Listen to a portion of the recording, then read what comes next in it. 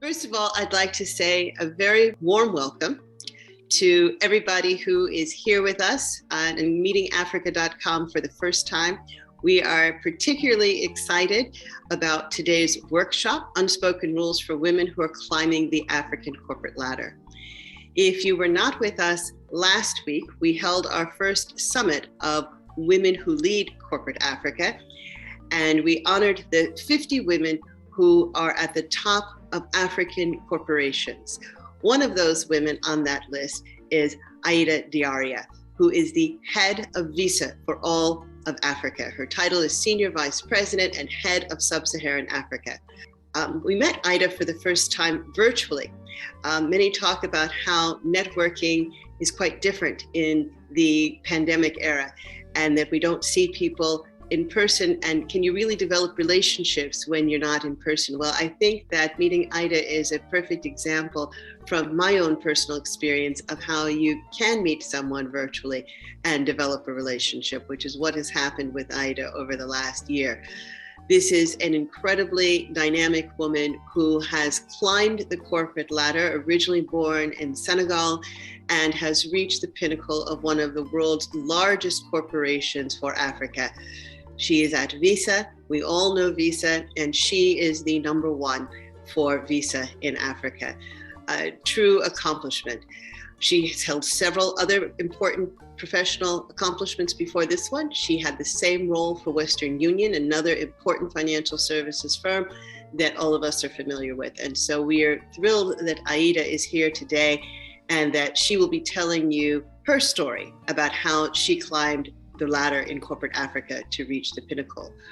Following Aida, we will have Gorick.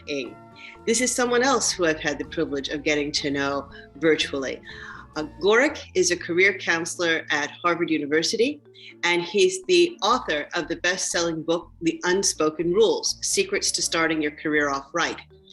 Gorick comes from a very modest background.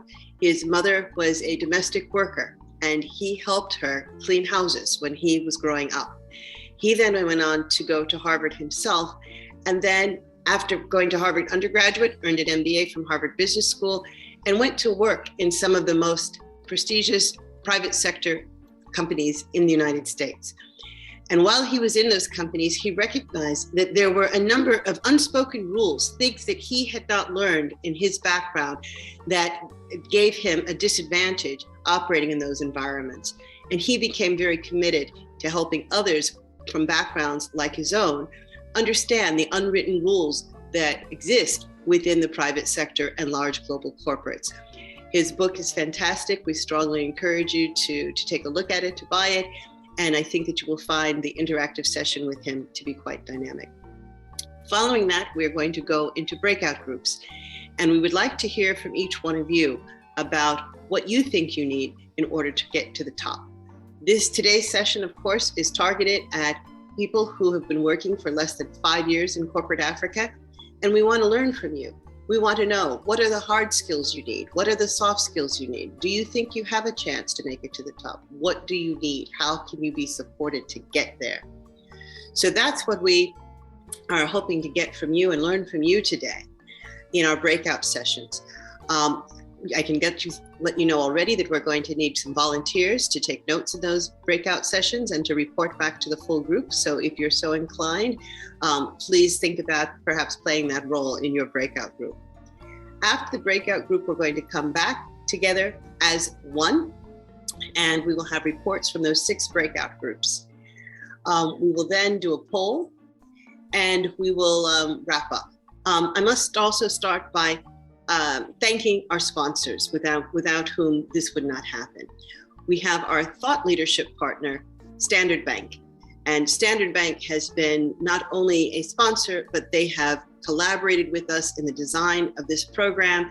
And we are very grateful to work with the thought leaders at Standard Bank who are particularly forward thinking in how they can contribute to seeing that more women climb the corporate ladder in Africa.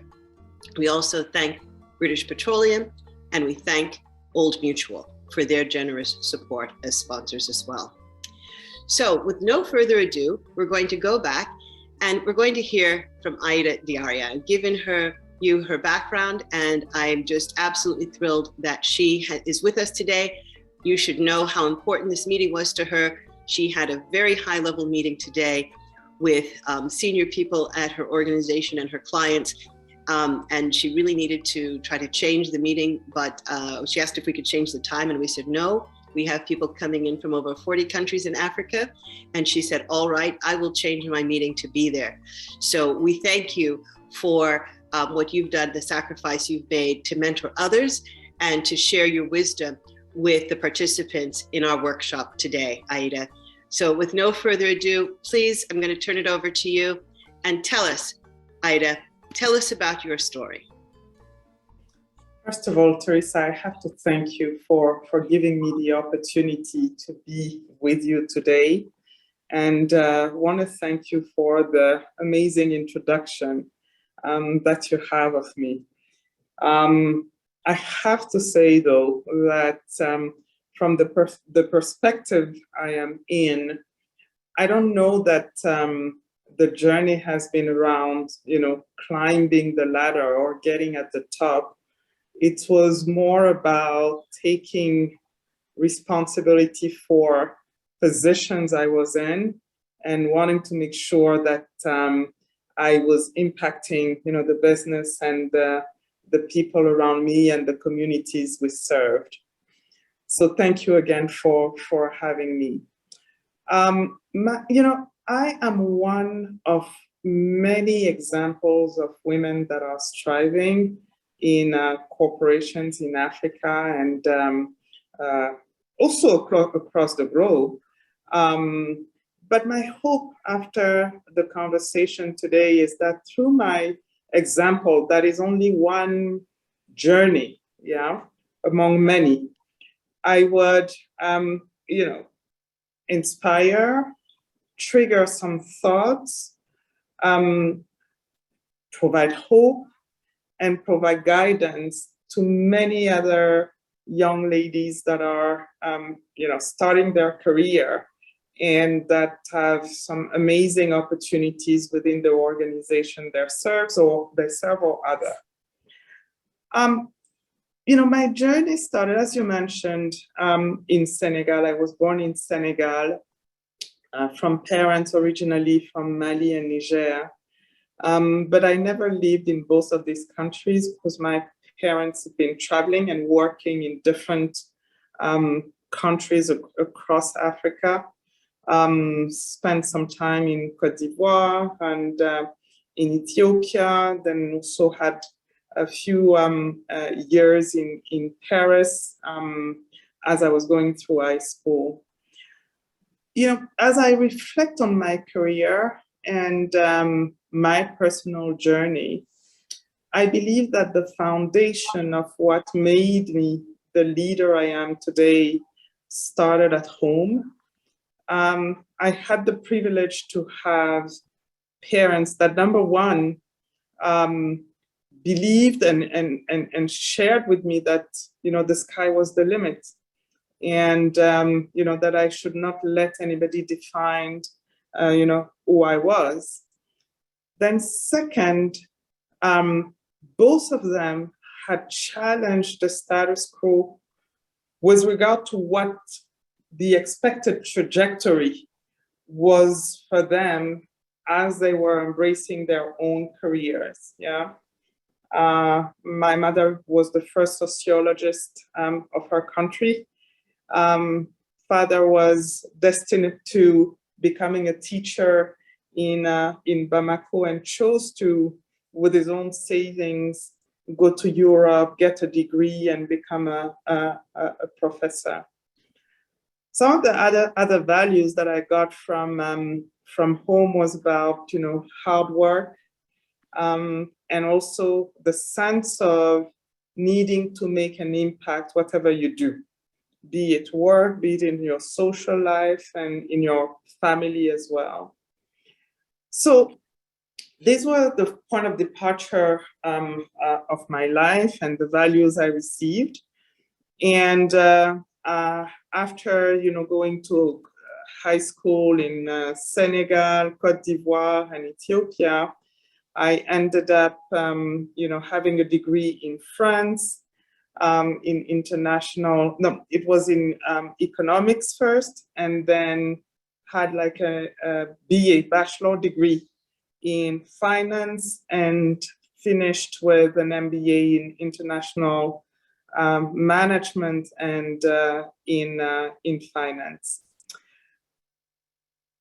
My trajectory as I started my professional journey was about mainly applying the skill sets that I had.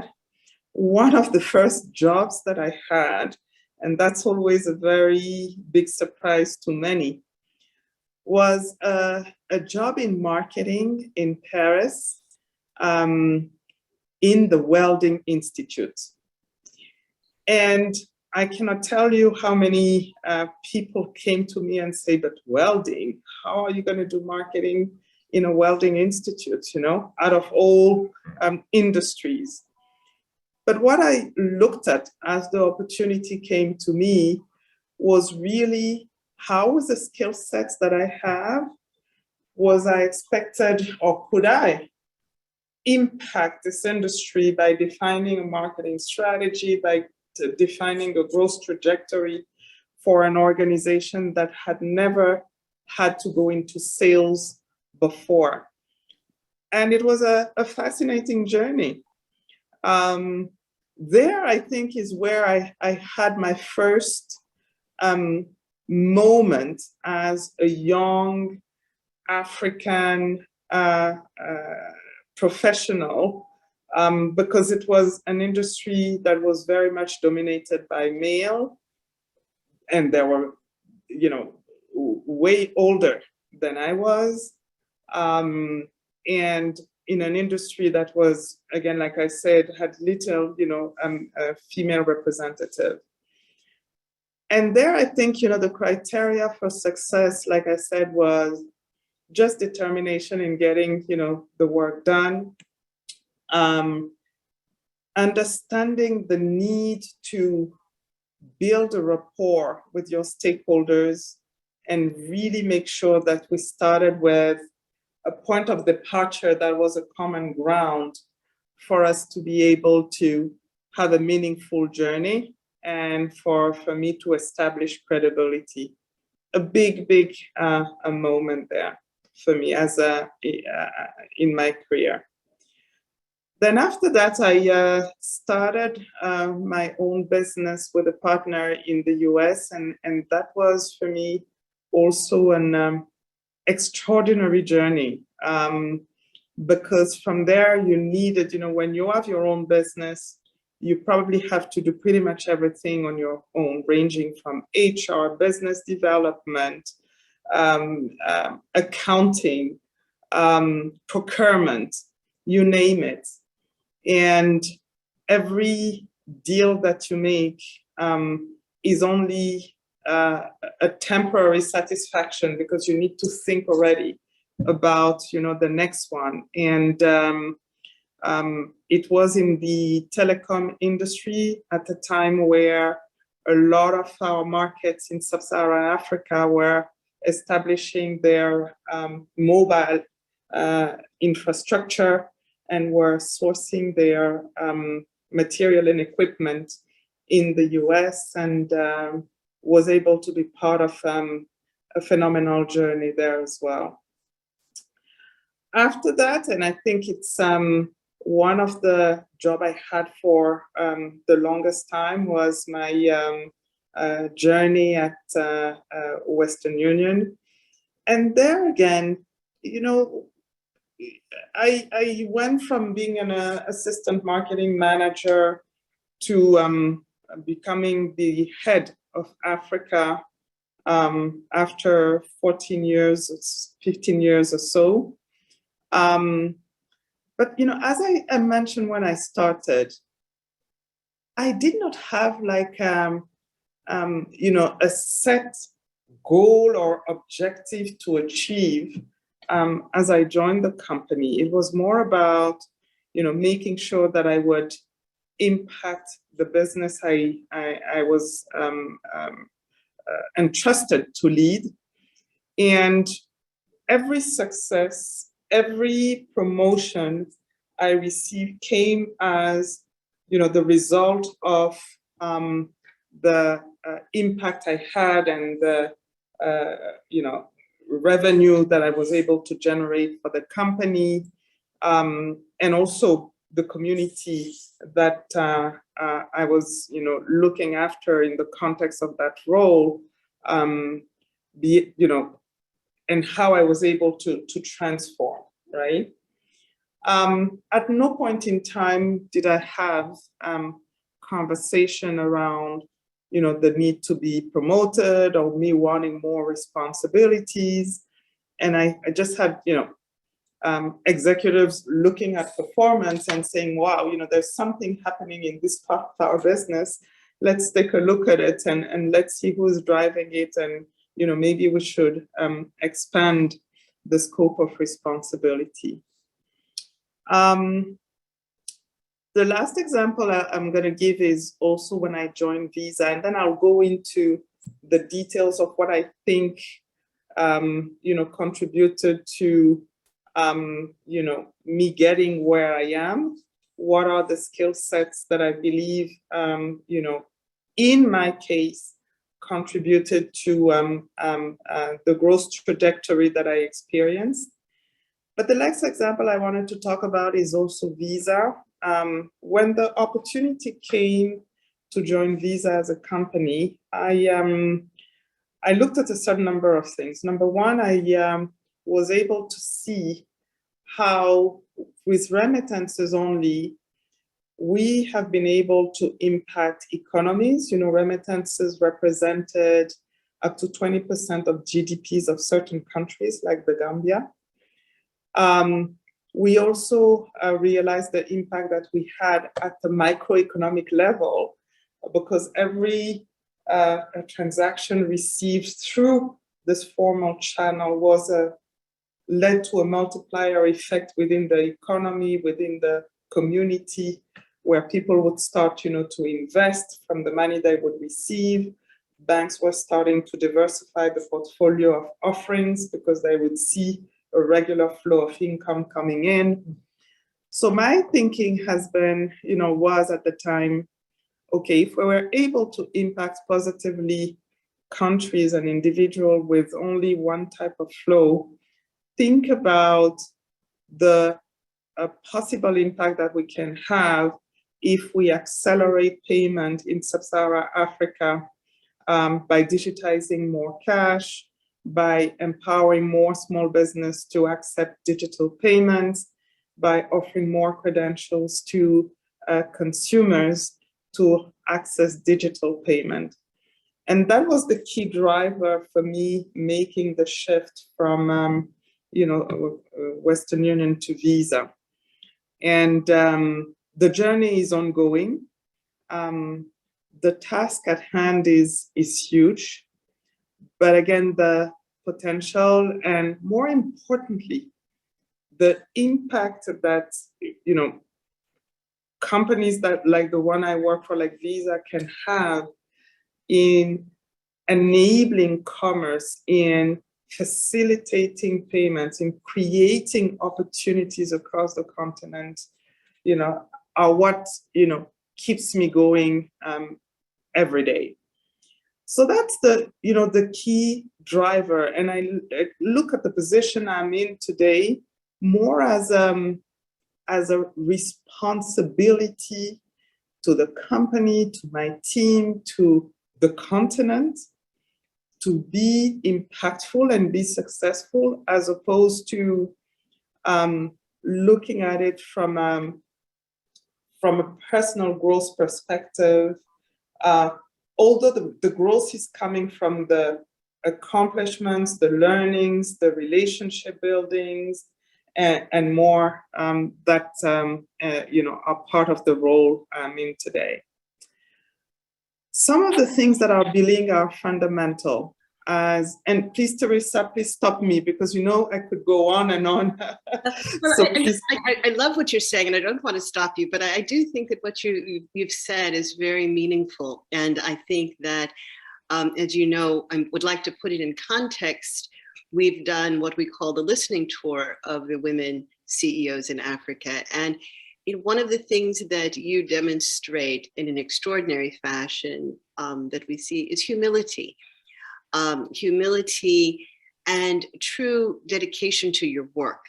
And I think that it is quite interesting to hear what you've said. I've been listening very carefully, and as I imagine everyone has, in that you didn't start off by saying, I want to be in the number one spot, and how do I politically elbow others and do what it takes to just be the number one. You said, let me focus on my work. Let me focus on the here and the now and being impactful, and trust that I'll end up where I'm supposed to be. Just do a good job every day. And I think that is a really important perspective. And I think that it's good advice, because it probably does not make sense to just simply have a goal to be at the top. Maybe you shouldn't be at the top. Maybe someone doesn't have the skills to be at the top. Maybe, every day just do what you're supposed to do and trust that things will work out in the end. And I think it's very humble of you to share that perspective. And you're right. It's as long as you have impact, and I look at the trajectory of my career, the key denominator is to make sure that whatever I would do would translate into something better for the teams that I was leading and that I'm currently leading, from a business perspective, and then from a community and industry perspective altogether. Teresa, but that said, if I was to reflect on, my career and provide some advice to our audience, there probably are a few things that I would have done differently.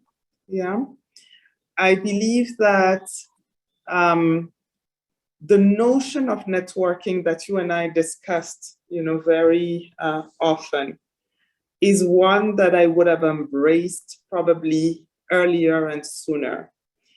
And networking doesn't mean wanting to talk to everybody and anybody and at all costs, regardless of interest and whatnot. For me, it's really about building meaningful relationship, in your career, that will fast track your learning trajectory, that will provide you with guidance, right, and advice, that will provide you with best practices, and that will help also your stakeholder understand better who you are.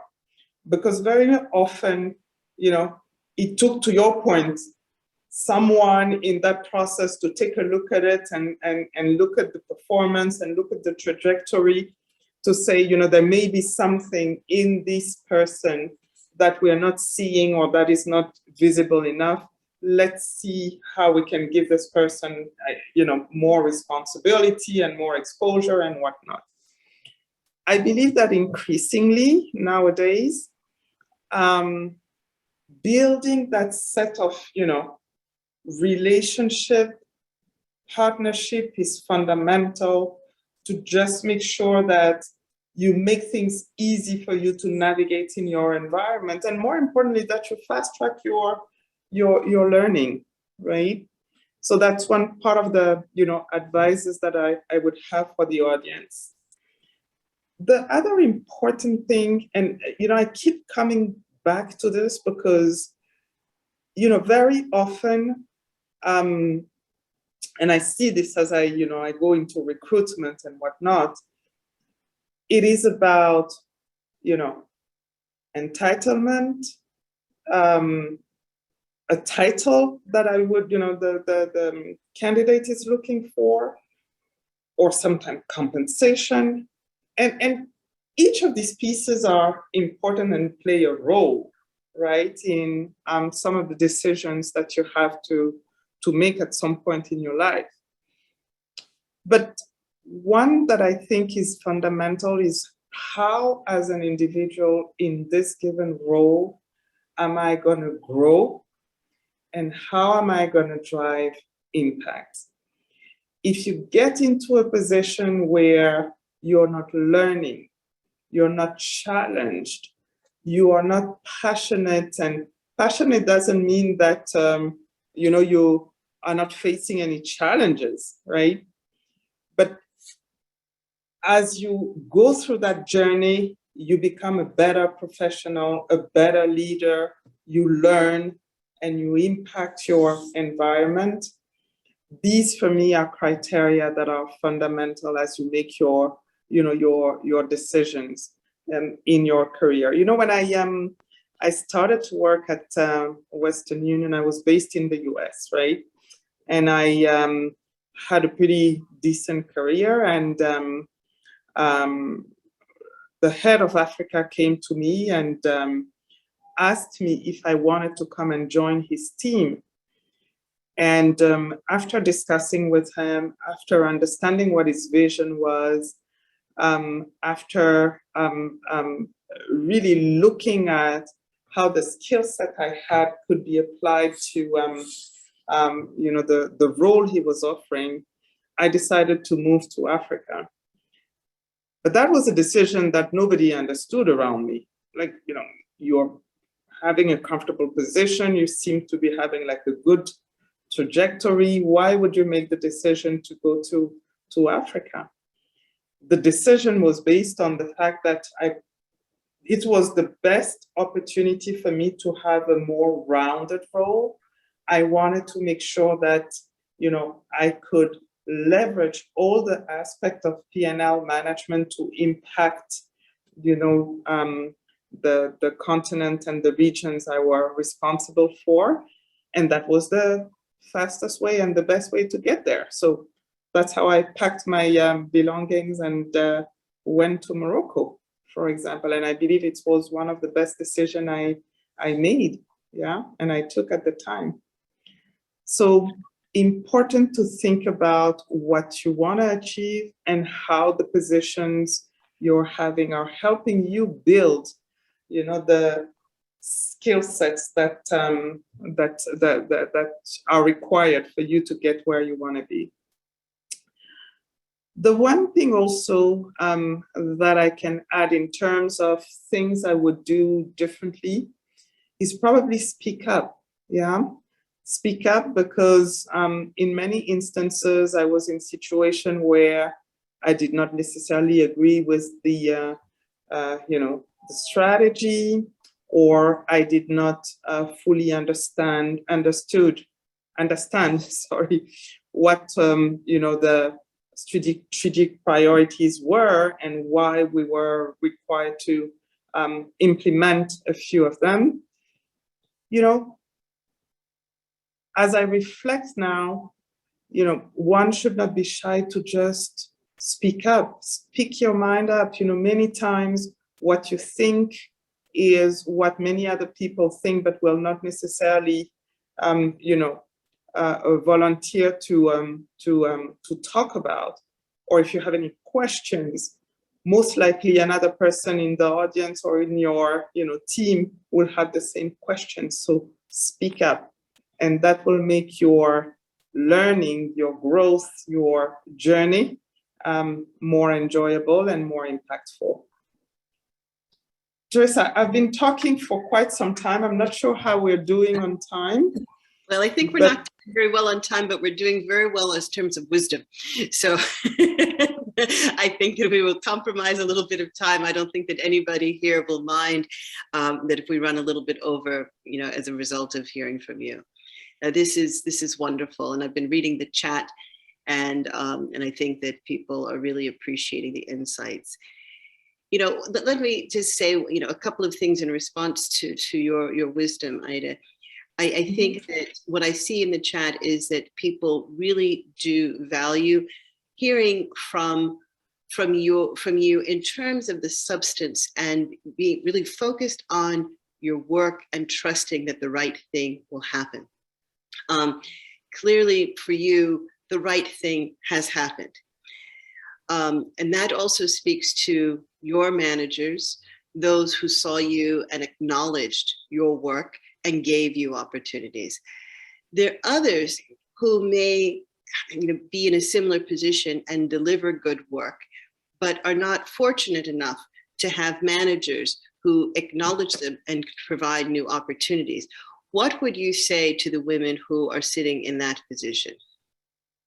And that's why the notion of networking is very important, right? And it's a terminology that I didn't really appreciate or liked, I would say, at first, right? Because it seemed like more of wanting to talk to people, wanting to have relationships that could be empty from a content perspective. But when you think of it, networking is about a certain number of things. Number one, it's engaging with stakeholders within your organization that are going to, number one, have visibility on what you do, and that are going to be able to guide you in terms of, providing insights, providing, again, best practices and whatnot. And it is important for you to have, visibility with a certain number of stakeholders that are important in the field that is of interest to you, right? If it is about, in my case, in the case of my industry, somebody in my team interested in, the commercial side of our value proposition, that person would most likely, make sure that they will connect with other, employees that are in the same area within the business, the visa business solutions, but also maybe reach out to the head of visa business solutions and say, what, this is the plan that I'm trying to build. This is how I'm trying to apply my roadmap. What do you think? Based on your expertise, what do you think? And that creates meaningful relationships, and that creates at the same time visibility for you, for people who can, should an opportunity arise in a different place, think of you and say, oh, I've had the opportunity to speak to someone who was passionate about this area, and who has demonstrated, interesting innovation thinking. Let me make sure that I reach out to this person to, to assess if this opportunity is of interest, for example, right? But these networking has to be, opportunities have to be meaningful, right? Both for the person that you are reaching out to and for you as well. Well, Ida, thank you so much for sharing your wisdom. And I can tell that everyone would like to go on longer. But the good news is that Aida and I had a similar conversation that we have recorded. She is part of our listening tour at Africa.com, where we have spoken to the women on the definitive list of women CEOs. And they have been very generous with their time. And she has given us nearly an hour of this type of wisdom that she dropped on us, and it is recorded. And soon you will be receiving a link to be able to see Ida's and other, although we love Ida, but similar interviews. And so we will make sure that you get that, because we know that you want more than what has been afforded this morning. So again, I want to thank you for leaving the meeting that you had to leave in order to be with us today. It's much appreciated by me and on behalf of all of the participants in today's workshop. Thank you for coming, and thank you for sharing this. This won't be our last interaction. I know that we'll do more things with you in the future. You've been very generous with your wisdom. Thank you so much, Teresa, for the opportunity, and all the best for the rest of your workshop. Thank you very much. Thank Bye-bye. you. Okay, well, as we said, we are not doing great on time, but we're doing very great in terms of content. And now we're going to continue with another dynamic speaker. Now, if you came in late, let me just repeat the introduction we have for the person who's going to be running the next hour of this workshop. Gorick is a real unique presenter, facilitator, trainer. I've had the privilege of seeing the work that he's done with other groups and working very closely with him in the last month to prepare for today. And he has put a tremendous amount of energy into ensuring that you're going to have a really impactful engagement with him. It will be very interactive. And so let me just repeat his story. As we sit here and prepare for Women in Africa, I must acknowledge that we're bringing to you an Asian man from the United States. But you'll trust me when this is over that you don't care what his gender or ethnicity is. Gorick grew up with a very modest background. His mother was a domestic worker. He helped his mother clean toilets growing up. He found his way to Harvard University, where he was a student at Harvard College, and he went on to get a Harvard MBA. He worked his way to some of the largest and most prestigious private sector companies in the United States and worked in these institutions. And when he got there, he saw that there were certain things that he did not know that his colleagues knew, colleagues from different backgrounds who might have had fathers who were executives themselves. There were things that they were taught that he did not know. And so he went on to write a book called The Unspoken Rules, Secrets to Starting Your Career Off Right. And I think that the insights that he is able to provide are just tremendously valuable. I think that everybody should have an opportunity to hear him at the beginning of their career. It will make a very big difference in one's trajectory to not just have the substance and not just do a good job, but understand these unspoken rules. So with no further ado, I'm going to turn this over to Gorick, who's going to lead us for the next hour in a workshop. And we're very grateful to you, Gorick, for spending your time with us today. And it's all yours now. Thank you very much. Thank you again for being here. Today, I'm going to share with you some strategies for early career success based on a book I recently released with Harvard Business Review called The Unspoken Rules, Secrets to Starting Your Career Off Right.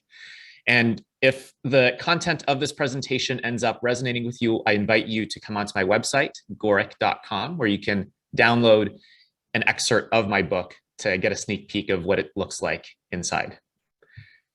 Now, we have such a large audience here today, over 500 professionals across so many different countries and job types and functions that I would just love to get a sense of who's in the room with us today. So I would love for you all to open your smartphones, open a new browser tab, and go on to a website called pollev.com/Gorick. That's pollev.com/Gorick. And I invite you to answer the first question, which is, which country are you from? I know a number of you have already pasted your answers in the chat window. It'd be interesting to take a look at where you all are coming from in a word cloud. And we're going to see this live. So please take a moment, go on to pollev.com/Gorick. We have Ghana showing up already. And for those of you who have this browser tab open, please keep it open. I'm going to make this session as interactive as possible, despite us being an ocean away from each other. So please keep it open. That screen will refresh. Just keep it open. And we're seeing now Mozambique, Zambia, the United Kingdom, Singapore, Ghana, Taiwan, Nigeria, Botswana, Sierra Leone, Washington, Uganda, Malawi. Wonderful to see the results come in. And once again, for those of you who are joining us just now, I invite you to participate in the first of many polls that we'll have in this session. Please go on to pollev.com/Gorick. That's POLLEV as in Victor, ida.com/Gorick. You can open that up in a new browser tab, or you can open it up on your smartphone. And once you've entered your country, I invite you to please keep that browser tab open. Please keep your smartphone out. We're going to have many more polls to come, where we're going to get a sense of who's in the room, what your aspirations are, where you are in your careers, and so many more questions that I'm sure many of you are curious about as well, as we have over 500 people here with us today.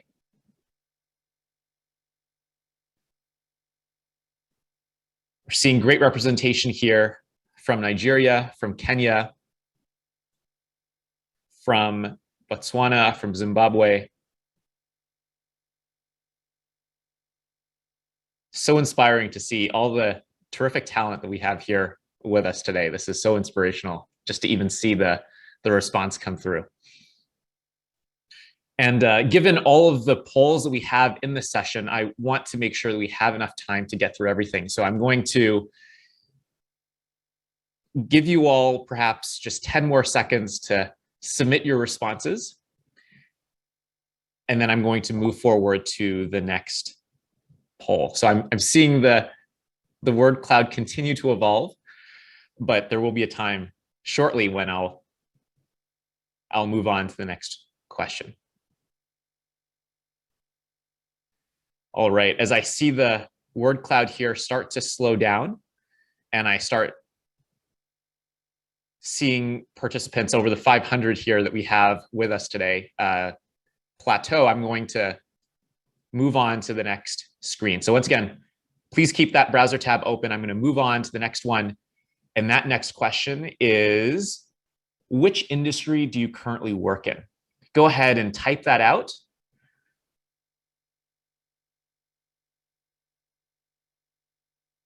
Which industry do you work in? I see a lot of telecommunications. I see banking. I see transportation. I see healthcare. I see insurance, automotive, outsourcing, beverage, gas, consumer goods, travel, research and development, professional services, software, agriculture, venture capital, fintech, investments, communication, renewable energy, public relations, legal, social sector, energy, education. It's just so wonderful to see this variety, this diversity of backgrounds that you all hail from. Financial services, oil and gas, consulting, mining, legal, private equity, tax, telecom, government. Super exciting to see this all come through.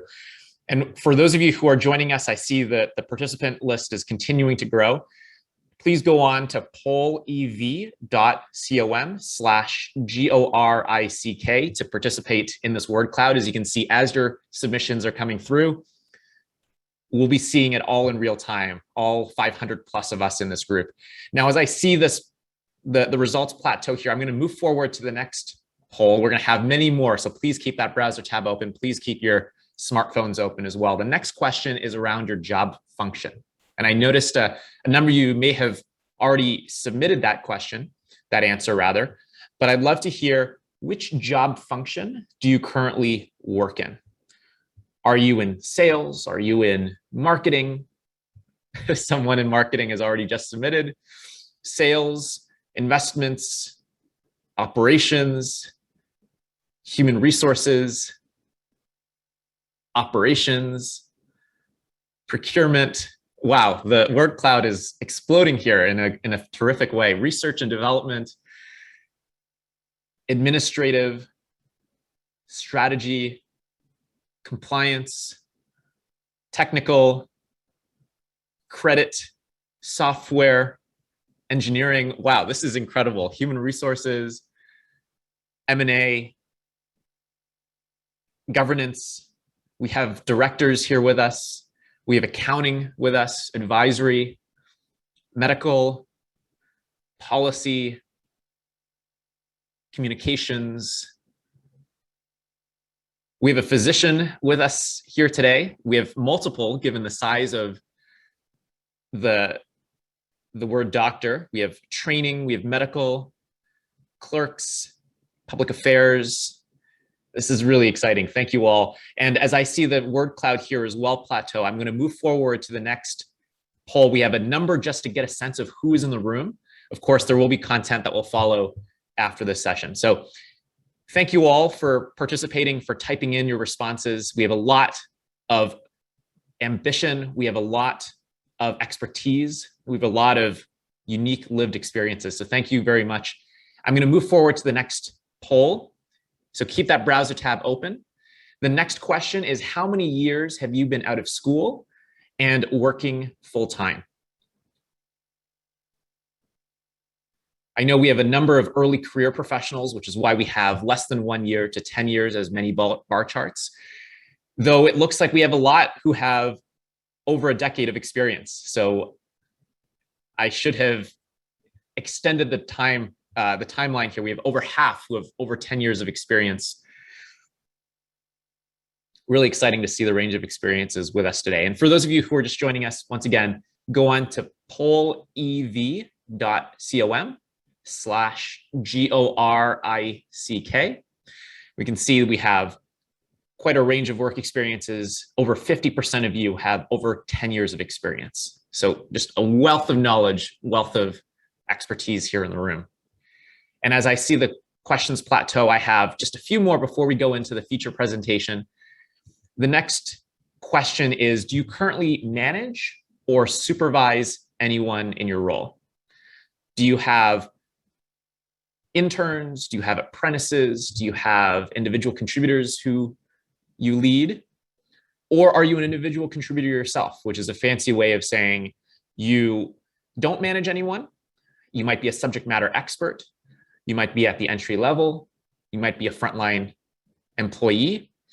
What we're seeing here is about 70% of you managing folks and 30-ish% of you not managing folks. Really interesting to see the results come through.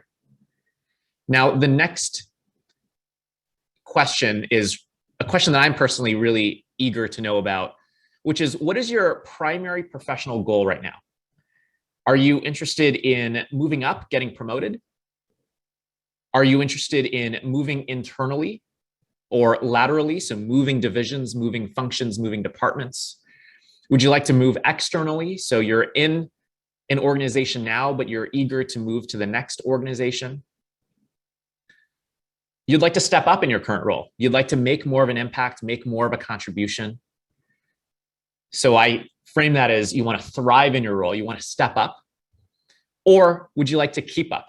Would you like to survive? So perhaps be better with time management, keeping up, learning, growing, securing that foothold in your position.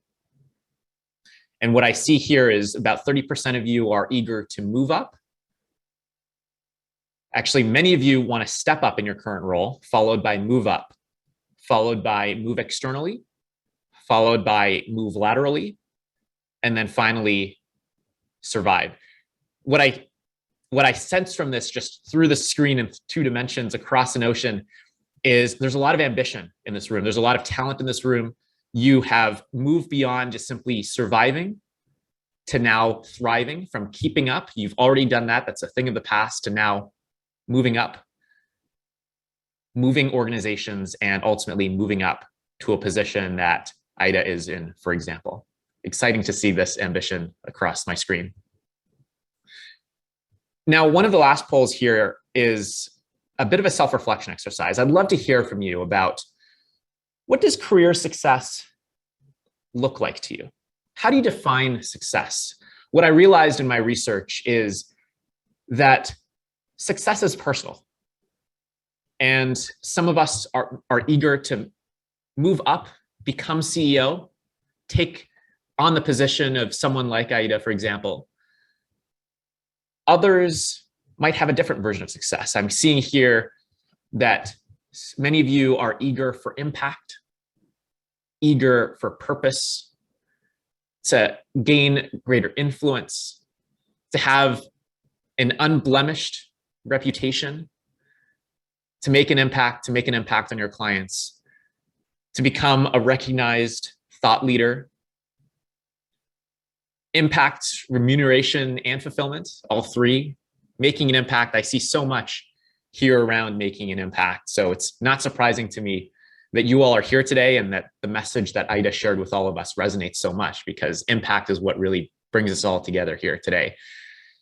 I'm going to read out some of the additional responses for those who are not on their computers. I see growth and impact to the community. I see achieving the set goals. I see growth. I see satisfaction. I see making a positive impact. And for those of you who are joining us here just now, once again, go on to polev.com/GORICK. That's going to open up a tab where you'll see a question, which is describe what career success looks like to you in a few words. Please fill it out. And please, once you finish, keep that tab open. We will return to it later on in this presentation. You want to achieve excellence. I'm seeing impact, recognition, leaving a legacy, having purpose, achieving autonomy, achieving efficacy, making a difference, work-life balance, impacting people's lives positively, delivering results, and making an impact. I could imagine that if this were a word cloud instead of a running list, that impact would be the largest by far, the largest here. And I want to emphasize as well that this poll isn't just for me, although it's inspiring and informative for where we will take this presentation next. I want you to take a look at this list as well and see how your fellow professional women are defining success in their own words. In those times of doubt, in those times when you might feel uncertain, when you might maybe feel less motivated, I want you to look at this list, recall this list, and know that you aren't alone. Know that you have many fellow travelers in this journey, and that so many of you are aspiring to making an impact, finding purpose, growing, and developing yourselves. So thank you again. I'm seeing the results here plateau a little bit, so I'm going to move ahead and dive into the strategies that I discovered in my research, interviewing professionals who have been in your shoes before. Teresa was super generous in sharing a piece of my background with all of you. As Teresa mentioned, I was born and raised in Toronto, Canada, shown here on the pin. My mom left school when she was 12 years old to work in a sewing machine factory. And I was lucky enough, blessed enough to start my education off at Harvard University, and then on Wall Street working in financial services at Credit Suisse, followed by management consulting at Boston Consulting Group. And when I approached the corporate world for the first time, not only for myself, but on behalf of my family, I saw a pattern. I saw a pattern where we had so many. In the US alone, there are 4 million new grads who go from school to work every year. Millions across the Sub-Saharan and in broader African continent, and just millions across the world. I saw professionals early in their careers lining up, some having maybe a slower start, some maybe having a running start, some being pulled into meetings, some maybe being left out of meetings, some speaking up and being heard, some perhaps playing more of a passive role, some having an additional chair added to the boardroom table, others perhaps working but not necessarily being recognized, some making an impact, some perhaps less so. And I saw this trajectory advance all the way until I saw some professionals being respected by their peers, receiving more important responsibilities, getting promoted, making an impact, really having this upward trajectory in their careers. Meanwhile, I saw others who were struggling, who are put onto performance improvement plans, who aren't getting promoted, and who ultimately leave their organization. Now, I saw this and I thought, wow, after having spent so many years of our lives in school, no matter if you were on the trajectory of person A or the trajectory of person B, that was the trajectory of school, which halted when we started our careers. And at that point, there was a reset where certainly there are pay gaps, gender-wise, geographically, in terms of job functions. There are many inequalities that exist in the labor market. However, when it came to two people showing up in the same role, there was a reset. And all of the preparation that we had done over the course of our educational careers brought us only so far. How we navigate the world thereafter in our careers and lives, that was something that school doesn't prepare us for.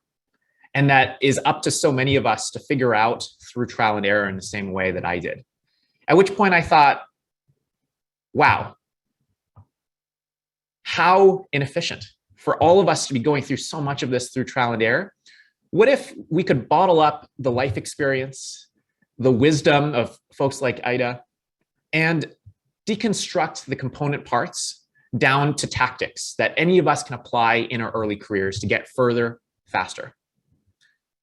Which led to me asking a single question, which is, what separates those who get ahead from those who stumble? What separates those who end up in the positions of someone like person A from someone like person B? And this single question led to me interviewing professionals across geographies, industries, and job types to understand this exact question. And 5 years later, I released it all in a book called The Unspoken Rules: Secrets to Starting Your Career Off Right. So what did I learn in my research? I learned that we see success on the outside. What we don't see is all of the maneuvering, all of the unspoken rules that someone like person A was able to navigate. And I'm going to deconstruct it for you all here in a timeline. On the x-axis, on the horizontal line, we have tenure, which I'm going to extend out to, let's say, 2 years, although that's an arbitrary amount that could extend out to 10 years and beyond. And on the y-axis, on the vertical line, I have promotability, which is really code in this context for whether someone is getting more important responsibilities, making an impact, and ultimately getting invited to those high-profile assignments and meetings and opportunities. What I saw were things that person A was doing and not doing that was in contrast to person B. And it started even before someone joined. For example, person A learned about the inner workings of the organization, who's who, what they care about, what this organization does before they show up, so that by the time they show up, they're looking and sounding like an insider, and they're looking competent on day one. They're reaching out to their coworkers to connect and building allies early on, something that we all talked about with Ida's keynote just now. They're helping with whatever others are working on. They're volunteering, they're stepping up, but they're also doing a good job. So they're exceeding expectations and building allies. They're showing up to socials. We talked about networking. We talked about building relationships. They're building relationships with their colleagues and higher ups. And moreover, they're following up after these encounters. So meeting more people, including potential mentors in the organization. Again, they're following up. They're learning about these individuals' priorities, and they're getting introduced to even more colleagues. So they're expanding their network in the organization, which is building both their competence, but also their confidence, because they're aware of what's going on in the organization beyond their specific role, beyond their specific department, and they're able to see the big picture to a point where they're able to speak up in meetings. At which point, given the human capital they've developed, the social capital they've developed, and also the reputational capital they've developed, they're getting invited to high-profile assignments. They're doing well and ultimately reaching this point where they're making an impact, getting promoted, et cetera. And this is in contrast to someone like person B, who may not necessarily be on this upward trajectory of competence and confidence. What are they doing? Well, perhaps they're coming into this organization not having an idea of what the cultural norms may be. Maybe they're showing overdressed, underdressed, or late, and maybe looking and sounding like an insider. Maybe they're in the remote world, there are disparities in terms of our abilities to show up fully, not only just in terms of voice, but in terms of on the two-dimensional screen. So maybe they're not seen or heard. Maybe they're waiting to be told what to do. And when they're told what to do, not asking clarifying questions, which in the eyes of other people make others wonder if maybe they're looking apathetic. Maybe they're declining optional events. And we're going to talk about this shortly of why this might be. They're not following up.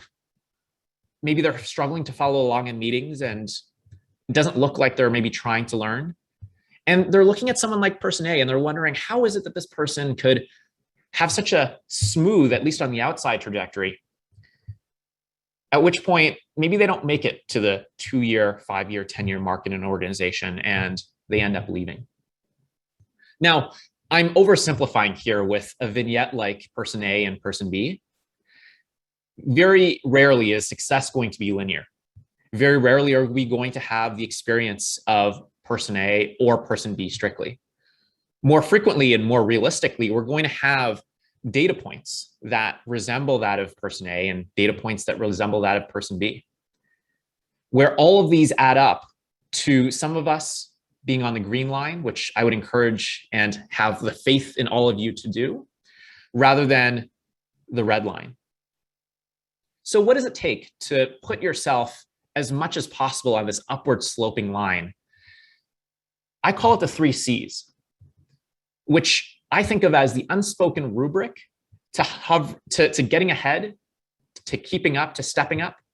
And it's the invisible rubric that is hovering above each of our heads when we show up as professionals in the workplace. And it is framed in a Venn diagram. I call them the 3 C's because they stand for competence, commitment, and compatibility.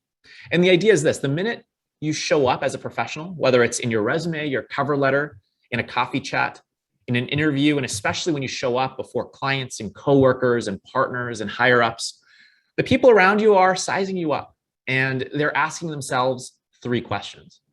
Question 1 is, can you do your job well? Which is the question of, are you competent? Question 2 is, are you excited to be here? Which is the question of, are you committed? And finally, do we get along? Which is the question of, are we compatible? So competence, commitment, compatibility, the 3 C's. Your job, frankly, all of our jobs, including Ida's job, she showed competence, she showed committee, she showed commitment, and she showed compatibility. She demonstrated those 3 C's.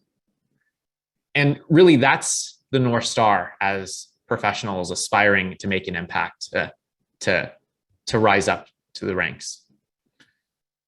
If you show competence, people will trust you with more important responsibilities. Ida mentioned this in the context of showing business impact, of higher ups looking at the reports of the organization and realizing, wow, who is this person who is driving this degree of business impact? We need to pay more attention to this individual. At the same time, she's showing commitment, at which point those around her were investing in her career and saying, Ida is someone who is clearly committed to the business objectives of our organization. She's stepping up. We want to invest in her just as much as she's invested in us. And at the same time, she was building relationships. She was networking. And as a result, she was building compatibility with those around her, at which point those around her wanted to work with her. So what does this all mean? These 3 C's of competence, commitment, and compatibility. Well, competence is my way of saying that you can do your job fully, accurately, and promptly without needing to be micromanaged and without overshooting the mark and making others look bad. So there's really a spectrum here of showing competence without coming across as overbearing, showing competence, sufficient competence that you might not come across as apathetic or as clueless. Commitment means that you're fully present and eager to help the team achieve its goals, but not so eager that maybe you're threatening or putting others on the defensive. And compatibility means that you get along with your coworkers. Now, I'm framing this in the 3 C's and with slides and with Venn diagrams as if it's easy to achieve, but the challenge is it's a function of so many things. Certainly your drive and your competence matter, but our identities matter as well. Our personal circumstances matter as well. The biases of the people around us matter as well. And so our ability to demonstrate those 3 C's is going to be influenced by gender, by ethnicity, by class, by sex, by sexual orientation, by your abilities and disability. Religion plays a role, ageism, language barriers, nationality, vocal pitch, especially as we're talking about public speaking, access to transportation and your ability to even show up at these events, your physical appearance, family commitments that might prevent you from stepping up outside of work, your degree of introversion and extroversion, your educational background, and societal expectations towards all of these different areas. And as I think about this for myself, someone who's coming from a working class background, class certainly played a role. When it came to my age and presenting as someone who was younger in his career, as someone who didn't have the money to pay for expensive clothes, physical appearance, as someone who's shorter. Certainly the remote work era has allowed those of us who might be on the shorter side to still be seen and heard. But there has been research that has shown that height is correlated with earnings, with promotability. As an introvert, navigating networking was always a challenge. And all of this in combination with educational background, there was an expectation that because I had come from Harvard, that I had all of these tailwinds going for me, that I would have money, that I would have privilege. Certainly I did from educational background, but not in my personal upbringing per se. And so I don't want to frame this as a matter of self-help. It's much more nuanced than that, and I'm going to go into this shortly. So as we think about the trajectories of person A and person B and the gap that exists, there's you and there's others. And there's all of those different challenges that we just highlighted just now, where your ability to make an impact, to get promoted, to make it up to the top is going to be a function of how you see yourself. It's going to be a function of how you conduct yourself. But your actions and mindsets can only get you so far. It's also a function of how others treat you. And this is where we need allies. We need people to mentor us. We need people to pull us into more important responsibilities. And their willingness to do that is going to be a function of how others see you. So I don't want to say for a second here that it's only about self-help.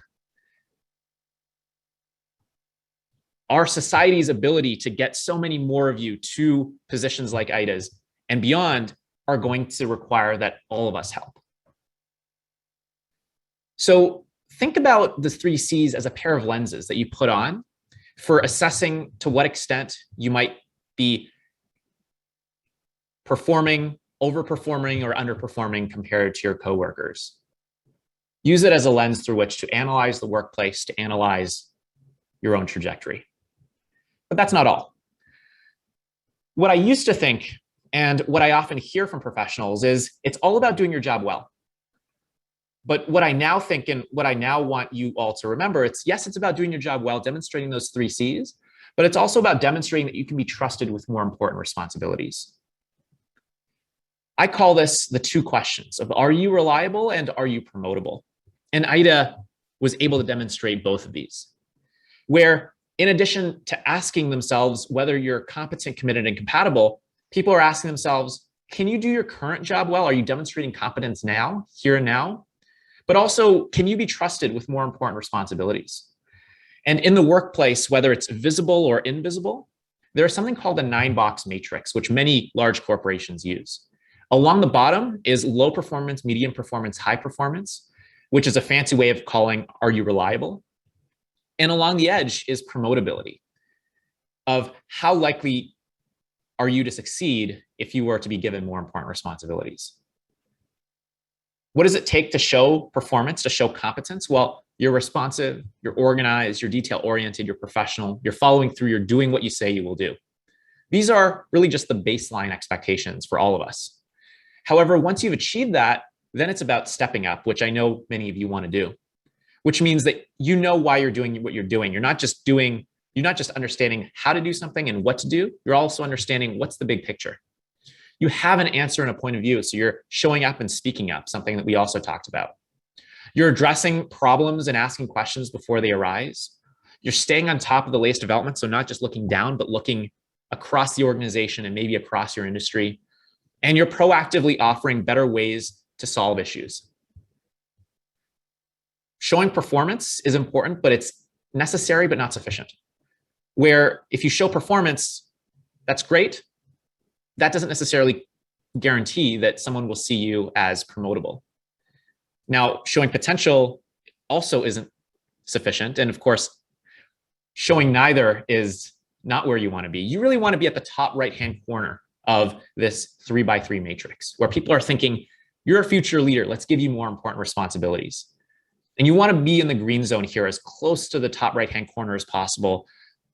You want to be here, not on the opposite end of the 9-box matrix. Now, we all start off showing reliability. So you want to start by showing performance, but you ultimately want to move to showing potential. This means moving from just simply executing, doing your tasks, to strategizing, having a point of view. You're going from asking questions to suggesting ideas. You're going from gathering information, just doing research, to synthesizing the research and answering the question of, why does this matter? You're following in meetings to steering meetings. And I call these 4 steps A plus B plus C plus D. I call it level 7 ownership. A is when you're tasked with a project. B is when you have a question. C is when you're researching something. And D is when you're in meetings. And these are 4 situations that we'll all find ourselves in at work. We're going to have some polls coming up, by the way, shortly. So if you've closed that browser tab or turned off your smartphone, please return to pollev.com/Gorick. That screen will update shortly. But what I want to show you before we get to the polls is I want to show you a Y and an X axis again, where ownership is really a fancy way of talking about how much are you in the driver's seat and owning the work that you're doing and owning the role that you're in. On the other end is impact, which is really the theme of today's conversation. How do you make more of that impact?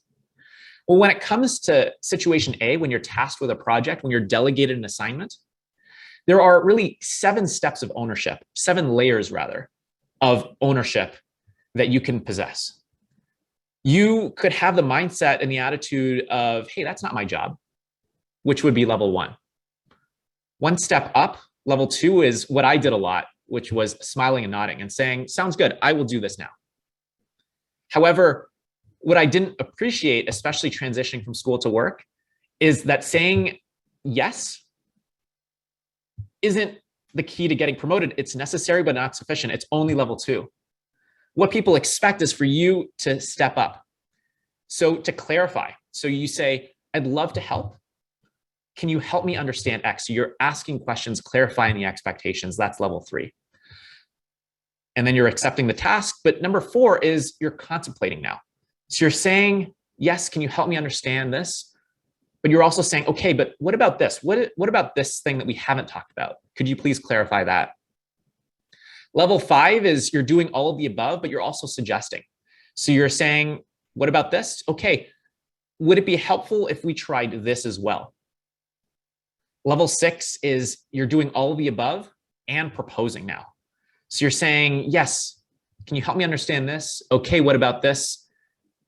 Would it be helpful if we tried this? Okay, I can go ahead and do this. How does that sound? So you're now not just having the conversation, you're pushing the conversation forward. So the point where you reach level 7, which is where you're managing the process as well. So you're saying, great, what about this? Have we tried this? How does it sound? Great. What I'm going to need is for you to what it sounds like our next steps sound like is we're going to have a meeting with so-and-so across this other department. Would you by chance be able to broker an introduction? Or it sounds like we're going to have a meeting about this next week. Would it be helpful if I put some time on the calendar for us all to align? In other words, you're going from executing to strategizing. And at each point, you're asking yourself, wait, why? Why are we doing this in the first place? You're not just thinking about the how. You're not just thinking about the what. You're thinking about the why.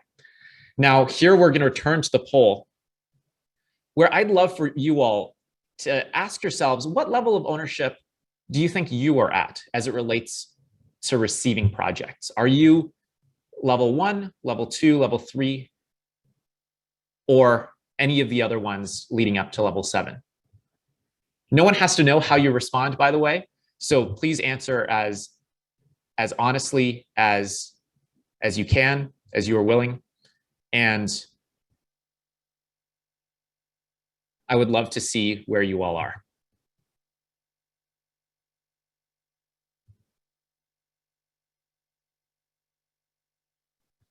And I'm going to advance ever so slightly to the next slide where I can start seeing where you all are. Go ahead and go on to pollev.com/GORICK. And once again, go ahead and self-report. Where do you think you are on these 7 levels of ownership? And I'm starting to see here the poll come through. I'm going to keep going back and forth so you all can see, once again, which level you're at. Now, the purpose, the intent behind this poll isn't to say, oh man, why are you at this level? We all are starting off at different levels. And frankly, school only teaches us how to get to maybe level 1 or 2. What it doesn't teach us is how to advance to a level 7. And so regardless of where you are in this area, for the level 1s, ask yourself, how can I move to a level 2? For the level 2s, how can I move to a level 3? For the level 3s, how can I move to a level 4? That's my challenge to you all, is to move from where you are to the next level up. Now, I'm seeing here a great deal of you operating at that higher level. I also have a challenge for those of you who are at the higher levels to help those who are 1 level down ascend to the level that you're at. That's my challenge to you all. Next is situation B, where you have questions. Level 1 is to not clarify. Level 2 is to ask open-ended questions, such as, okay, I noticed this. What do I do next? Level 3 is not just approaching your supervisor, your team with an open-ended question of what do I do, but offering options, saying, I noticed this. Would it be helpful if I did A or B? So I noticed we're having this client meeting this coming week. Should we go ahead and for example, have an agenda that we would socialize with these other teams? Or should we define the agenda and just send it out? Level 4 is presenting a point of view. And so you're saying, I noticed this. I was thinking of doing this because of this. Am I thinking about this the right way? So I noticed that we pulled an HR report that showed our retention rates in this area and this area. I was thinking of perhaps creating a dashboard for this that we could present to the executive team. Would this be helpful? Next is sharing a default. So saying, I noticed that we have some alarming statistics around our customer retention rates. I propose that we convene a meeting where we can talk about some of the drivers and some of the implications, because this seems like something that's important and urgent. Let me know if you feel differently or if we're going to talk about this in a future setting. Next is number 6. So I noticed that so-and-so isn't able to meet this coming week's meeting because they are going to be out of town or out of the country. I propose that we reschedule for the week after. I noticed that you're going to be on vacation, so I think either Tuesday or Wednesday would work. I would prefer that we approach this on Tuesday as soon as possible. Let me know if you feel differently. I'd love to send this email out by close of business. And then finally, level 7. Not all of us, by the way, will get up to level 7, depending on the culture of the organization and hierarchy. Depending on the culture will influence a great deal of how much ownership you are able to possess in this ladder. But in some organizations where you're having so much ownership and so much impact that you're now sharing material updates. So you're saying, I want to let you know that I've gone ahead and scheduled this meeting with the committee because we're going to have to get us all together. This is also the only time that works. Let me know if you have any questions or if you'd like to discuss further.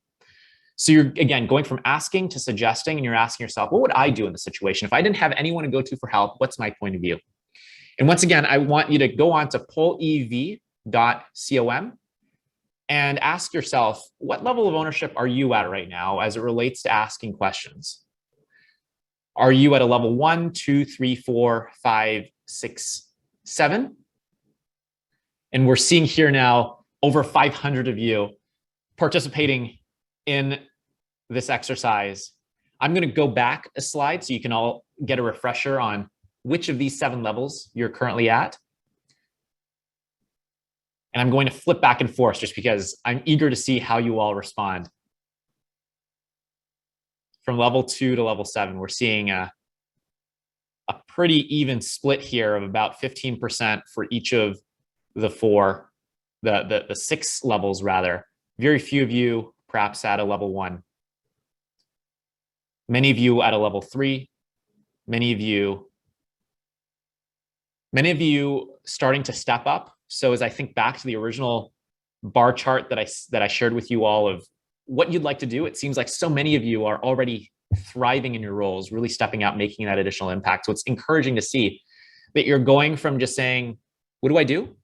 To now saying, this is what I think we should do. And once again, no one has to know how you responded. This is anonymous. What's important is you know where you are and you know where you could be. C is when you're researching something. And here, if you're asked, hey, can you build this list of companies who are competitors to us? Option 1 is to give up and to say, hey, I couldn't find anything. Level 2 is giving what others asked for. So here's the list that you wanted me to gather. Level 3 is gathering that list, but also sharing what others didn't ask for that could be relevant. So you're saying, here's the list of companies. I also found a list of overseas entrants to this space that isn't just specific to Africa, but I noticed that these are potentially companies that we could look to in Europe, that we could look to for inspiration. Level 4 is you're doing all the above and you're explaining why you should care. And you're saying, here's the list that you asked me to gather. This is an additional list that I think we should be considering as it relates to overseas companies that could be competitors to us. This is relevant because I noticed that 2 of these companies have actually just announced initiatives in South Africa. We should be keeping an eye on them. And level 5 is when you're starting to say what this means for what others are trying to achieve. So you're saying the implication of this is, the implication of this entrant into our space is they're going to be highly capitalized. They're hiring executive teams from our competitors. The implication is if we're going to move ahead with this product, with this service, with this campaign, that we need to keep an eye on what they're doing and maybe adjust our timelines, maybe tweak the degree of investment that we're allocating currently to this. Now, level 6 is reframing the question altogether. So you're saying, my understanding is that we're trying to answer the question of this. I found this, the implication is this. Let me know if there's anything I'm missing. So you may have been asked to gather that list of competitors in the space, but maybe that's not what people actually need, even though that's what they want. So you're saying, my understanding is that we're trying to present to our client a competitive landscape of where they are. And what we're really trying to answer in this question is, should we open this line of business? In addition to looking at the competitive landscape, we need to look at the break even of this business, or the total addressable market of this service or offering. That's perhaps the first question we should be answering is, are we entering into a large enough market? You're reframing the question, and level 7 is proposing a next step and saying, my understanding is that we're trying to answer the question of this. I found that actually this is a relatively small market. The implication is, although there are not a lot of incumbents in this market, it's a small market to begin with. So my suggestion is that we look at whether there may be other markets that we should be entering into so that we can compare A to B to C to D before we go ahead and conduct this market map. Let me know if it'd be helpful for me to perhaps bring this person into this conversation or this other person into this conversation. So you're going from just simply gathering information to now synthesizing the information, and you're asking yourself, so what? Why are we even doing this in the first place? And now, once again, go on to polev.com/GORICK and ask yourself, what level of ownership are you currently at? 1, 2, 3, 4, 5, 6, 7. We have over 500 of you now participating, submitting your poll responses. And as the poll is continuing to evolve, I'm going to go back a slide to show you all where you are. Once again, take a moment, be honest with yourself about where you are. And again, it's not just about self-help, it's also about we all needing to help. Whether you're able to operate at a level 6 or a level 7 will depend a great deal on your reliability currently, to the point where people are eager to hear your thoughts, but it's also a matter of whether people are pulling up a chair at the table where you can be approaching this at a level 6 or a level 7. And here I'm seeing a bit of a bell curve of folks primarily, not primarily rather, but 26% of you, the largest bar chart at a level 4, with a roughly even split of those who are below a level 4 and above a level 4, with the average here about, let's say, a 20%, a 15% across the different bars. Now, here's the last one, which is while you're in meetings, and we're in meetings all the time, level 1 is to stay quiet. Level 2 is to say, I agree.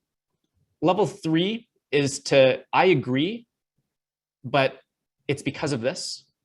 Level 4 is not just saying what's on the page, but talking about what's not on the page. So yes, I agree, but I'm not as sure about this. Level 5 is justifying why you feel the way you feel. So I agree because of this. I'm not so sure about this because of this. Level 6 is now pushing the conversation forward. So you're proposing. So you're not just agreeing, you're not just disagreeing, you're not just critiquing, but you're also saying, the implication is this, have we considered this? And then finally, level 7 is following up. So you're saying, have we considered this? And maybe after the meeting, you're approaching this person afterwards and saying, just want to follow up about this conversation. Would it be helpful if I assisted with this project at all? So you're going from following the conversation to now steering the conversation. And you're forcing yourself to ask the question, what's my point of view in this matter?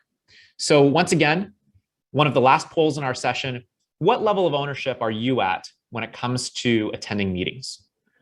Are you staying quiet? Are you agreeing? Are you critiquing? Are you justifying? Are you proposing? Are you now managing?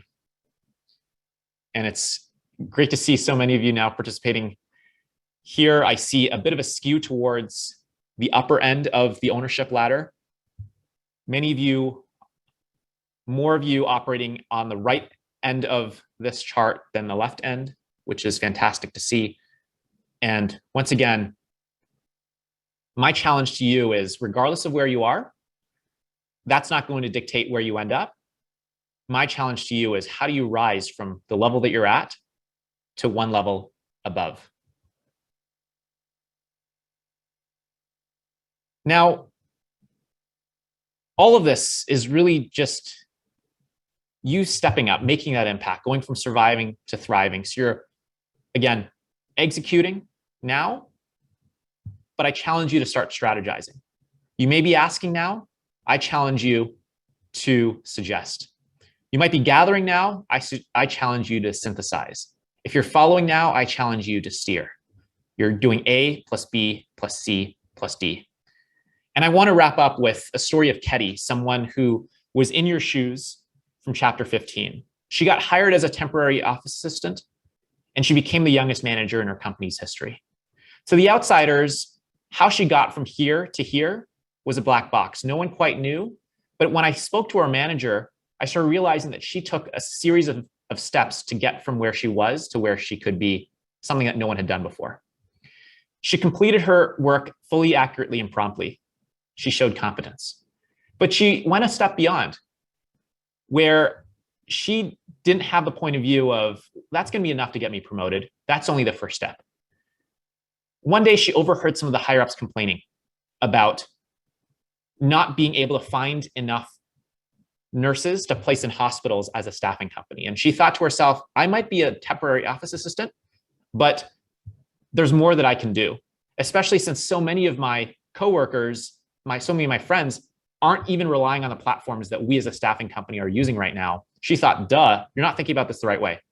So she did some outside research, and she found that many of the nurses in her city were in fact looking for jobs elsewhere on social media instead of on these job boards or relying on the telephone. So she went up to her manager and pitched the idea. She led a successful campaign to create some social media profiles and campaigns, and ultimately she became the youngest marketing manager in her company, all from having overheard others' needs, stepping up to volunteer, doing her job fully, accurately, and promptly, and then ultimately getting recognized for it. But again, success is not linear. There's going to be day-to-day, week-to-week, month-to-month volatility. The important thing is you're on the trajectory that's upwards rather than the trajectory that is downwards. And so many of the topics that we talked about that Aida inspired us to think about will put us on the path of this green line. Now, I've shared a lot with you today, and some of this can get overwhelming. I know I was overwhelmed when I was looking at all of this in my research. Now, this is not my quote, but it's still my favorite quote, and I want to leave you with this, which is that the best time to plant a tree was 20 years ago. The second best time is now. So as you think about the levels of ownership, as you think about maybe the times when you had experiences that resembled that of person B, those were trees that may have been missed 20 years ago, or even just last week. The actions you take today, those are the trees that will blossom into entire forests for the long career that awaits you all. I want to end with one last poll, which is, what's one thing you'll try to do differently starting tomorrow? And I'd love to hear from you all. What's one thing from this presentation from Aida's keynote that you all will look forward to doing starting tomorrow? And I'd love for you all to start sharing this with us. Many of you are talking about speaking up, looking for a mentor, being more intentional, showing commitment, being enthusiastic about your work, speaking up, taking ownership of projects. Buying my book. You're too kind. Thank you so much. Managing differently, being conscious of your actions, and being bold, moving from following to strategizing, taking on challenging tasks, of course, doing well in those tasks, synthesizing, networking, sharing your point of view. Now, I know we're running very short on time here, so this is terrific. I'm unfortunately not going to have time to capture all of your results, but I do want to wish you all good luck. You're already well on your way. And I would love for you all to give me some feedback. I'm always looking to improve. So if you still have the Poll Everywhere link up, it's going to be activated with a few questions on how I can improve. But if you'd like to stay in touch, which I would encourage all of you to do, find me on LinkedIn, find me on social media. And with that, I'll hand it back to Teresa. Well, thank you, Gorick, for a fantastic presentation. I've been reading the chat, and I can certainly say that our audience has found your presentation to be very valuable, and I have as well. And I can see that this will be the beginning of a long relationship, and we look forward to figuring out how we're going to do more together in the future. So thank you very much for being so generous with your time and your knowledge. And that's just great. Thank you. Thank you, Gorick. Well, please don't run away because we are not done yet.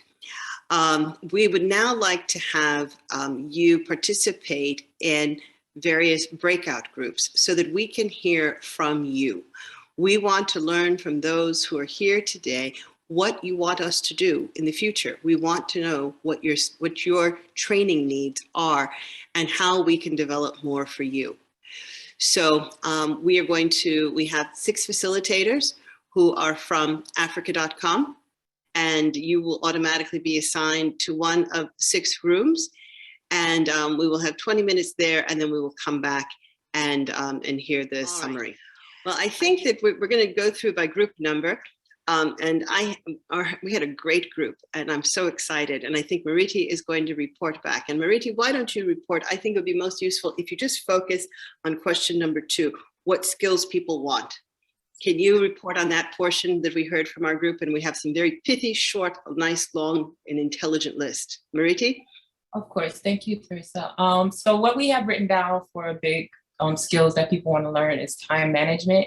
And it seems to be a big case, especially when it comes to women who have taken time off of work to be mothers and how to get back into the scene. So the time management kind of can help with building that, as well as confidence skills seem to be a big part of it, and effectiveness skills, how to take what we learn and to implement them into the roles that we're going to play in our corporate lives. Mentorship, both how to find and be a confident mentor. Negotiation skills, especially when it comes to, again, that confidence and being able to speak up in certain situations. I think there was a concern that a lot of women in the corporate world don't negotiate enough.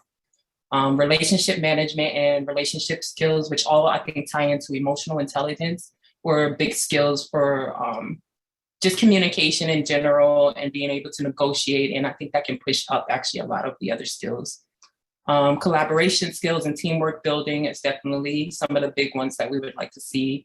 I know a lot of people suggested the cultural map as a suggested reading, just so that we can learn how to, again, with the confidence and the emotional intelligence and the learning skills, conflict management skills, and then finding and learning new tools for networking and being able to do that. Education and self-presentation were the other skills that people wanted to, that mentioned learning. And youth development just to fuel it forward. Wonderful. Thank you so much, Mariti, and thank you to my group. We had a great group. It was wonderful being in the breakout with you. And now I'm going to move on to the next one. Hi, Teresa. So in our group, we didn't have any volunteers, but I'm happy to feed back on 1 or 2 points that our group gave. I think we had a robust conversation. Lots of people fed back. I think what was quite a useful one point, if we can feed back, is the group felt that it was super useful to have insights from overseas. So on that question where there was, do you prefer local or abroad speakers? Everyone said they highly recommended having abroad speakers. That kind of interaction where there was viewpoints from outside your country, outside Africa, out in the whole world. We're a global village is essentially the kind of mindset that our team kind of felt very strongly about. So very helpful discussions, yeah, I think that was a I think that was a very strong point that everyone that spoke agreed quite strongly on that. Thank you so much for that. Excellent. Excellent. Nelly? Thank you, Teresa. Our group was awesome, and we got a volunteer by the name Gufas. Hello, everyone. I'm speaking on behalf of Room 5. And where are you coming from? Gufas? What country are you in? Abuja, Nigeria. Wonderful. The questions, we had 4 questions on whether the virtual training works. It was agreed it works. It builds confidence in most people. And yeah, it works, coupled with the skills too, will help a lot, goes a long way. Then the skills necessary for whatever, it was so many strategic skills were particularly emphasized, leadership skills, communication skills, and a host of other skills. But like I said, strategic skills and leadership skills were very relevant. Then talking about instructors, a combination of both was the general consensus in our group, a combination of both local and international instructors. Then receiving certificates. Yes, certificates where some said it wasn't necessary. It wasn't, the acquisition of skills was more important, but in the long run, certificates too played a very major role in confirming your credibility and knowledge gained. At least if you're looking for a job or whatever it is, when you have a certificate, it proves more, at least they can vouch on that certificate. Then outside of the questions asked, the issue of whether video should be made compulsory for participants, that was more like a 50-50 thing. And it was concluded it was best if it was for a job, a working environment training. But for something that is, it's not, if it is from a working place, yes, it can be made compulsory. But for something like this, it's not necessary for videos to be compulsory. And I think that is what was eventually wrapped up from the group, or concluded from the group session. Fantastic. Excellent. Great report. Thank you. Very useful insights that we will incorporate. Okay, Milka, we're going to hear from you and your group. Yes, here I am. We were group 3 and we had quite a talkative group, I must say, which was really nice. And I think we got a lot of input. I just forgot to write down the name for the lady who was going to give us all the notes. So I'm hoping that she will raise her hand and give us her, yeah, what do you call it? A summary of what we spoke about. There we go. Thank you. Great. So that's Doyen from Nilka's group. Is that right, Doyen? Yes, that's right, Teresa. My name is Doyen and I'm speaking from Nigeria. On behalf of my group, for the first question, everyone thought that virtual trainings were the preferred option because it would work with timing, and also it would be very important so that a variety of people would have the privilege to participate as opposed to traveling to meet in person. But someone also said that we should try to incorporate in-person sessions as well so that we can foster the extra layer of personal connectivity. Also, for the second question, the skills that are very essential to move up the corporate ladder: effective communication, leadership skills, interpersonal engagement, negotiation, and an adequate knowledge on financial analysis. Very important. Very important. As you may know, we are doing a listening tour with the 50 women who are on the list of the definitive list of CEOs. And that last point you make, Doyen, is one that all of them have made: the importance of having financial skills, that you can't get to the top if you can't read a budget. don't understand a balance sheet. So that last one is really, really very important. And I hear everything you've said, and we will do that. And we will also pay particular attention to that last point. Excellent. All right, thank you. Also, for the instructors, everybody said a combination of both. So that's the foreign and the home instructors to promote a diversity of knowledge. Also, then certification was a 50-50 thing. Some people decided that certifications were really important as a means of proof that you actually have this knowledge that you're claiming to have. Also, some people said they do not mind not having a certificate, rather, just so they can focus more on what they're going to achieve than trying to get a certificate. Yes, that's all from our group. Thank you very much. Well, thank you, Doyen and Nilka, for your group. We appreciate your contributions, important contributions, all really fantastic quality discussions. Thrilled. Laura, we come to your group. I think you're our last group to present. Yep. Hi, Teresa. I had a group that were very engaged and lots of interesting points were shared and no problems with getting a volunteer. So that speaks to the different levels on Gorick's presentation. Precious Gatubu is my volunteer, so I hope she's still with us. Otherwise, I can give some feedback. So Precious, if you can unmute yourself. Yeah, Precious from Kenya. Fantastic. Welcome, Precious from Kenya. Thanks. So on whether this virtual training works well, everyone said yes, it works really well, and it's great to be able to attend these sessions from everywhere in the world in the comfort of your home.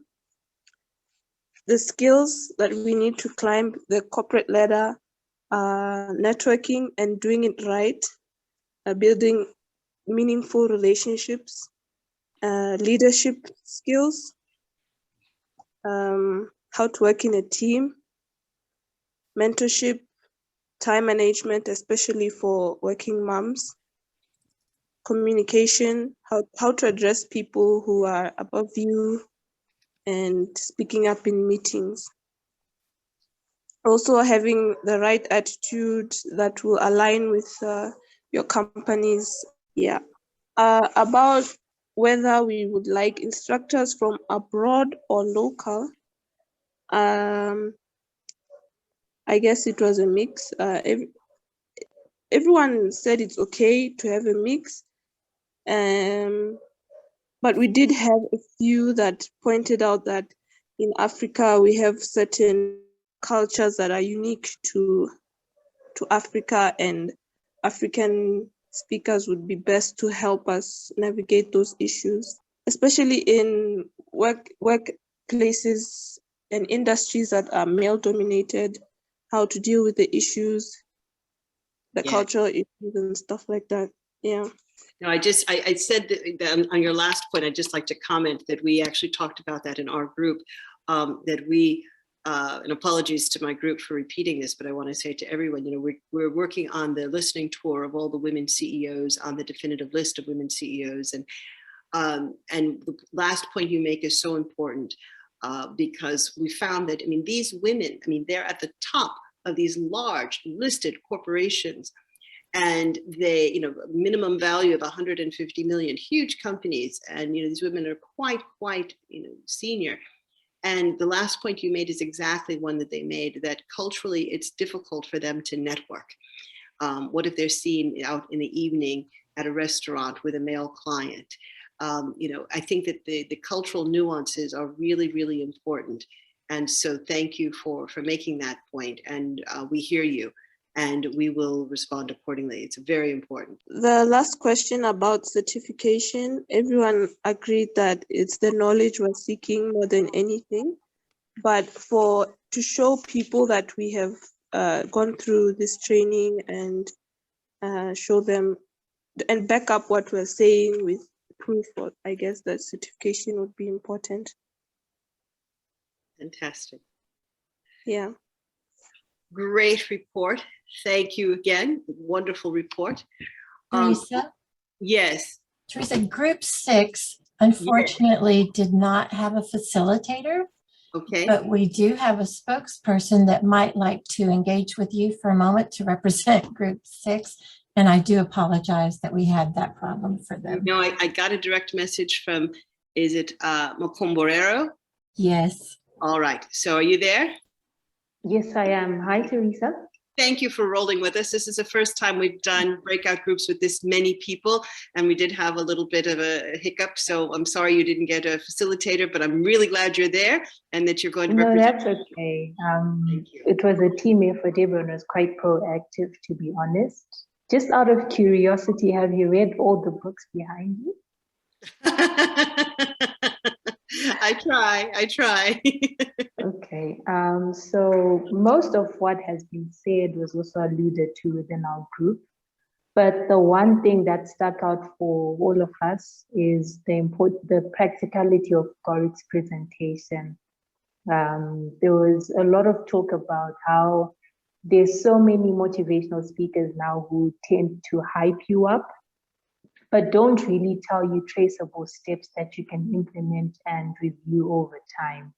So I think those questions that we answered on the poll, it would be good to have probably a quarterly review where we keep assessing ourselves for progress over time.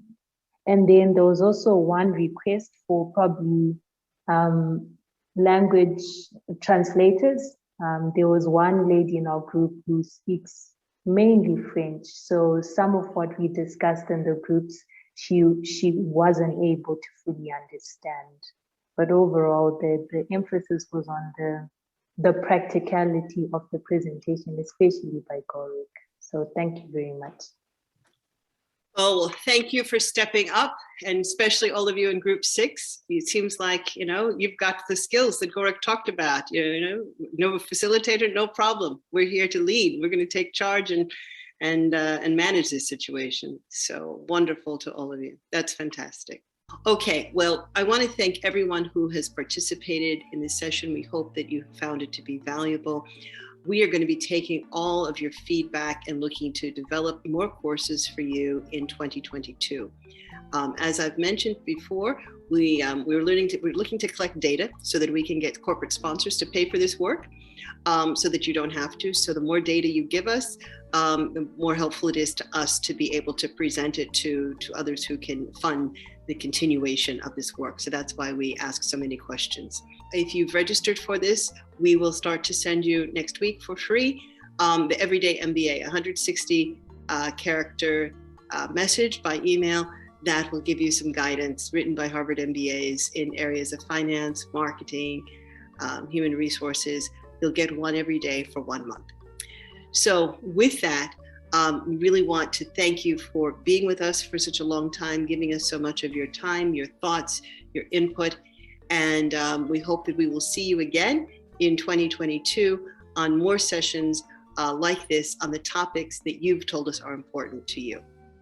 And I should probably say one last thank you, and that, of course, is to our sponsor, our thought leadership partner, Standard Bank, who have helped us in every element of this. I really want to thank you to Sil and to Catalejo for your help.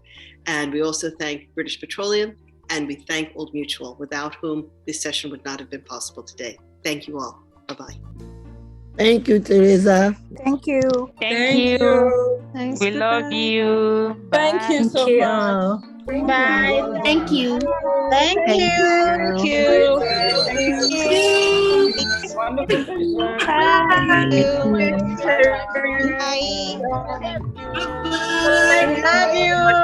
Thank you. Bye. Good night. Thank you. Bye-bye, Teresa. Bye.